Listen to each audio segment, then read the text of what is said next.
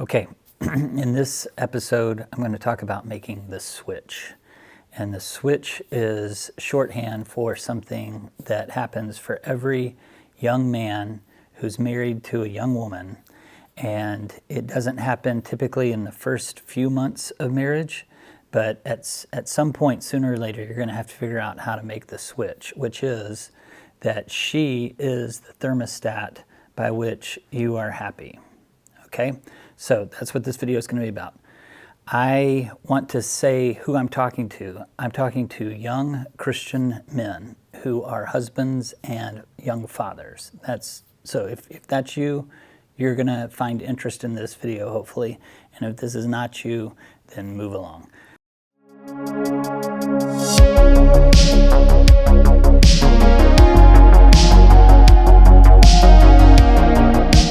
Who am I? I'm OldGrog, and I have been married 25 years, and I've been pastoring the same church for 20 years, and we've started and sold businesses. I have 4 grown kids, all of who still walk with the Lord, and so I'm constantly having conversations with young fathers, and so I thought, I'm going to just start making some videos and see if this helps. All right, so let's talk about the switch. When you first meet the girl, you are interested in being bright and shiny enough to get her attention. So that's a dynamic that says I'm doing what I can to make her smile. And if I make her smile a lot, then she might be interested. And she might even say yes to me. And if she says yes to me, then maybe she'll marry me. And so you enter into this dynamic kind of on your back foot, right? What can I do to make this woman happy and liking me? And that goes on well enough until you realize somewhere along the way that you can't, that her rise and fall of her emotional state, that can't be a thing that determines my emotional state, my condition. If I do that, when she's up, then I'm up, and when she's down, I get down. So eventually you're going to have to start doing some separating to be able to lead her and guide her through those times where she's unhappy. Okay, so I ran across a great article. I want to pull out a few points, and then I want to sort of expound on that. So this is from a guy named Will Nolan, Be Her Leader on X. I don't know much about this guy, but this one piece I thought was really good. He says, too many men have made their wife their emotional regulator. Agreed. I agree with that she's sort of the thermostat and she sets how hot or cold that house is. If she's warm, they feel solid. If she's distant, they unravel. If she praises them, they feel like a man. If she goes cold, they collapse into anger, panic, neediness, or self-pity. That is too much weight to put on a woman. Even if she wants it, even if she kind of enjoys it, right? Even if she kind of power trips on that a little bit, ultimately, it's not in her best interest for that to be the dynamic. Also, it's really common. Like, I see this a lot. Your wife is your wife. She's not your nervous system. She's not proof that you matter. A weak man needs her mood to stabilize him. A strong man learns to stand before God, govern himself, and remain steady even when the marriage is painful. True.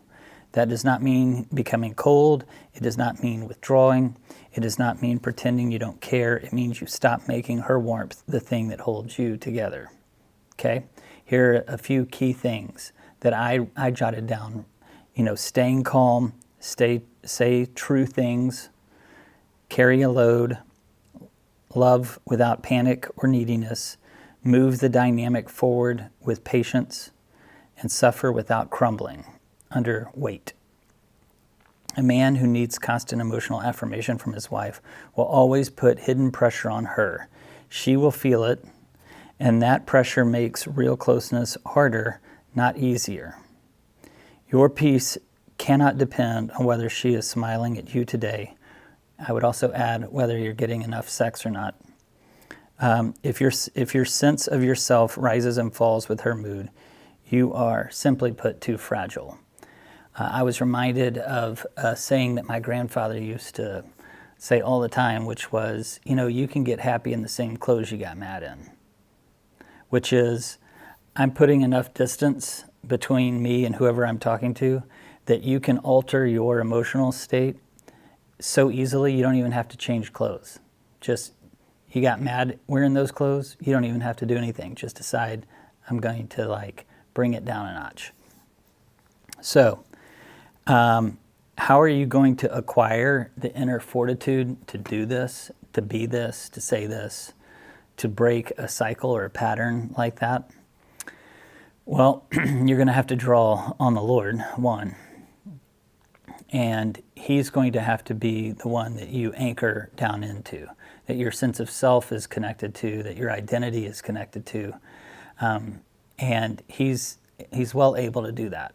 Now, it may mean that you go through some testy conversation times or months even where there's friction, or as there's sort of a recalibrating during this period of this switch.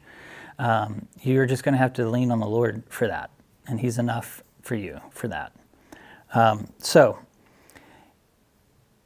I've met men who are in their mid-40s and 50s who have not made this switch yet. Okay? They look miserable, and they seem to kind of run houses that are kind of miserable, including a wife who's miserable. It is a moment where you have to realize what got me to this point isn't going to be able to get me forward.